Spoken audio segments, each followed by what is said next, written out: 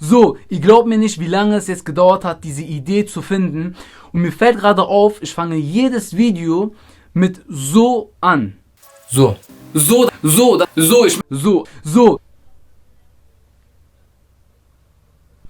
Auf jeden Fall, es geht jetzt weiter mit diesem Video und es hat wirklich so lange gedauert, eine Idee zu finden.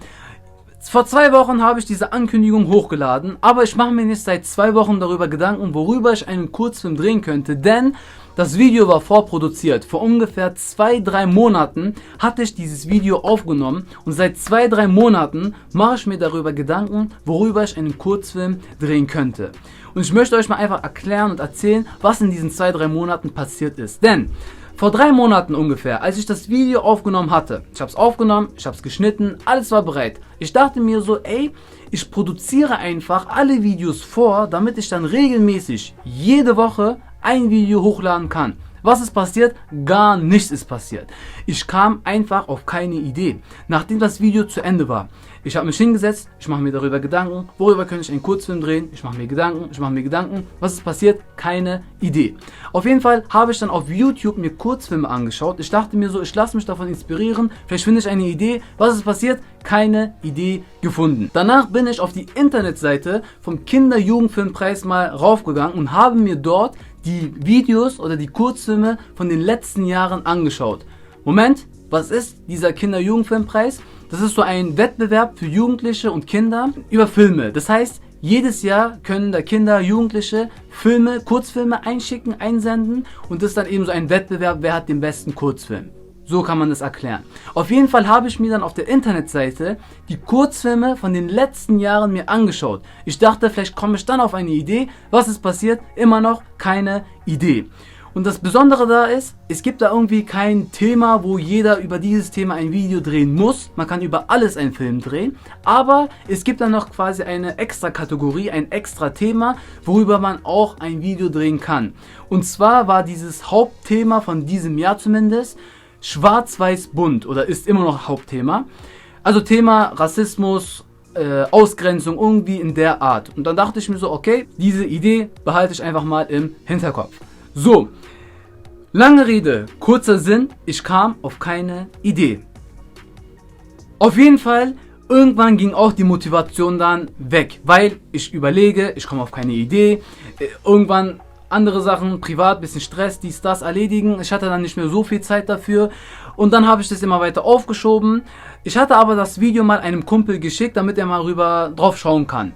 Und er meinte mir dann, ey, lad doch jetzt einfach dieses Video hoch und wenn du keine Idee findest, machst du einfach ein Video darüber, dass du keine Idee gefunden hast. Dachte ich so, tamam, kann ich machen, okay. Und in derselben Woche, wo ich dann dieses Video hochladen wollte, also das letzte Video, hatte ich dann auf einmal einen Gedankenblitz. Bevor ich das Video, wie gesagt, hochgeladen hatte, in derselben Woche, ich saß im Zug, ich war unterwegs und da habe ich auf Google mir mal angeschaut, wie findet man eine Idee für einen Kurzfilm. Hatte ich schon öfters gemacht, aber ich dachte, ich google einfach nochmal da. Auf jeden Fall, da stand dann, nehmt euch irgendwie einen Zettel und schreibt dort 10, 15, 20 Begriffe auf. Egal über was, einfach Begriffe aufschreiben, was dir einfällt. Können alltägliche Sachen sein, können irgendwie Sachen sein, was dir gerade einfällt, irgendwas. Und dann versuchst du aus diesen Begriffen eine Story zu entwickeln. Dachte ich so, okay, und habe dann angefangen, mir Sachen zu notieren. Alltägliche Sachen wie, keine Ahnung, Corona, Pandemie, Lockdown, danach Quarantäne, Uni, Ausbildung, keine Ahnung, dann Thema wie Rassismus, Ausgrenzung, aber auch Sachen, die ich so in der Umgebung in dem Moment gesehen hatte. Also, keine Ahnung, ein Zug, Koffer war vor mir, eine Zugfahrt. Also all die ganzen Sachen habe ich da auf ein Blatt Papier geschrieben, beziehungsweise auf dem Handy notiert.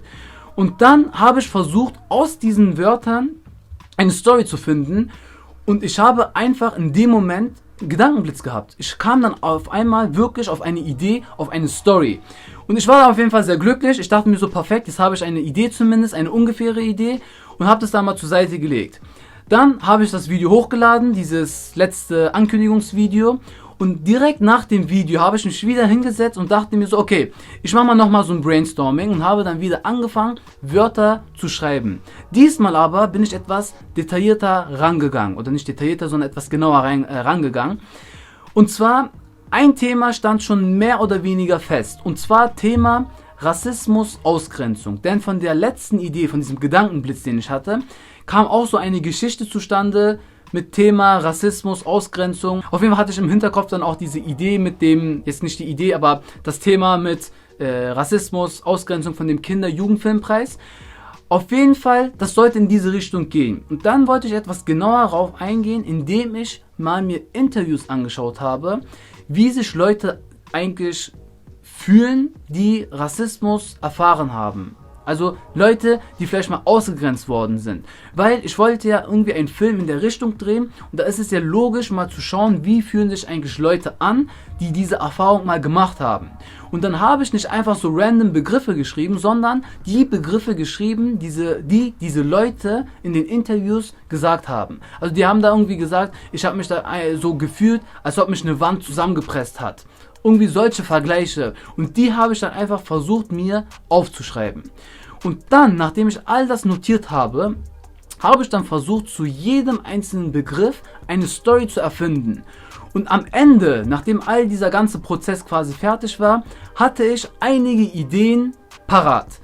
Und dann kam wieder diese alte Methode, sage ich mal, meine Sprachmemo-Methode, wo ich dann einfach eine Sprachmemo gemacht habe und einfach diese ganzen Ideen, die ich hatte, habe ich mit einer Sprachmemo festgehalten. Denn bei mir ist es so, wenn ich etwas schreibe oder wenn ich etwas sage, also mit dieser Sprachmemo sage, in dem Moment, wo ich das sage oder schreibe, da fallen mir dann auf einmal andere Sachen ein und dann dachte ich mir so, okay, warum nicht, mache ich einfach diese Sprachmemo und dabei sind mir wieder andere Ideen eingefallen.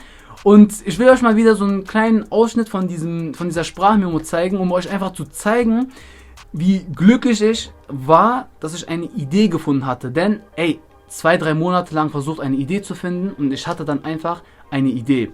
Deshalb mal jetzt ganz kurz dieser kleine Ausschnitt, den ich auch auf Instagram sogar hochgeladen hatte. Und zwar: Sie sieht immer quasi die typischen Klischees. Das müsste man dann irgendwie halt so darstellen. Warte mal, Klischees darstellen.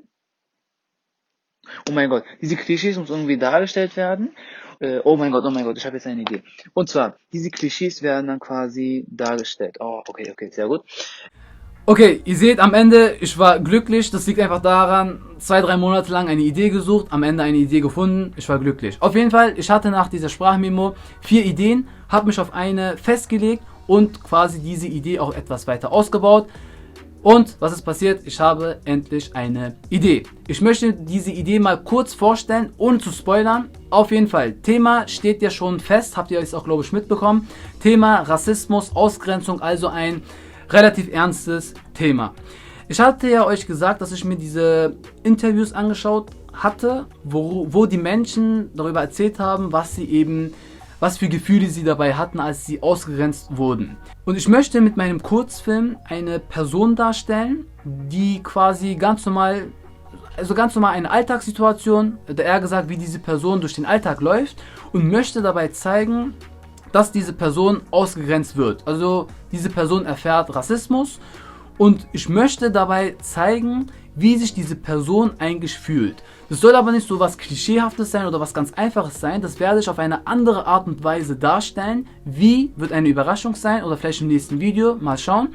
Auf jeden Fall will ich zeigen, wie sich so eine Person eigentlich fühlt, wenn diese Person ausgegrenzt wird. Ist eine sehr schwierige Sache, vor allem weil das mein erster Kurzfilm sein wird. Deshalb bin ich auch gespannt, wie ich das alles umsetzen werde. Aber wie genau ich jetzt vorangehen werde, das werdet ihr dann, glaube ich, im nächsten Video sehen, denn die Idee steht fest, aber wie genau, müssen wir mal schauen. Auf jeden Fall eine kurze Info noch, und zwar Einsendeschluss für den Kinder-Jugendfilmpreis ist der 15. Januar. Das heißt, ich habe quasi noch einen Monat Zeit. Ich werde es versuchen, wer weiß, vielleicht bin ich bis dahin fertig, aber ich werde da jetzt irgendwie keinen Stress da mir machen. Auf jeden Fall, ich möchte mein Video, wie jedes Video, auch mit einem Zitat beenden. Und zwar mit einem passenden Zitat zu dem heutigen Thema. Und diesmal ein Zitat von Michael Jordan. Ich kann Versagen akzeptieren. Keiner ist perfekt. Aber was ich nicht akzeptieren kann, ist nicht zu versuchen. Auf jeden Fall, das war's mit dem Video. Falls ihr weitere Fragen habt, könnt ihr sie sehr gerne unten in die Kommentare stellen. Ansonsten wünsche ich euch allen einen schönen Tag und bis zum nächsten Mal.